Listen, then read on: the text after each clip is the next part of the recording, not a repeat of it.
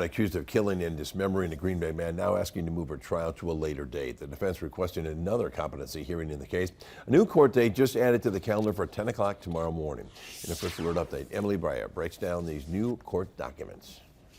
25-year-old Taylor Schabusiness expected back in court for her jury trial set for July 24th. Her defense filing on Monday a request for a new independent competency evaluation and asking to move her trial to a later date. Her attorney, Chris Freilich, continues to argue that previous competency evaluations are no longer current. Freilich says he has concerns for Schabusiness's mental health, saying he believes she may suffer from a mental breakdown before and after the alleged murder of Shad Therian. Schabusiness has pled not guilty by reason of mental disease or defect, also known as the state's insanity plea. Freilich says a recent evaluation of that insanity plea done by Dr. Diane Lighton found Schabusiness not competent to proceed to trial. The state responding today saying they oppose what would be the defense's third request to move the trial.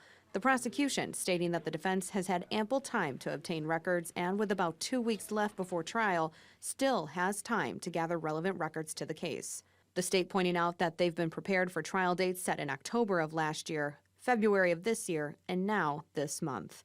Now, these are all just motions at this point. Ultimately, the judge will have to make a decision on these requests.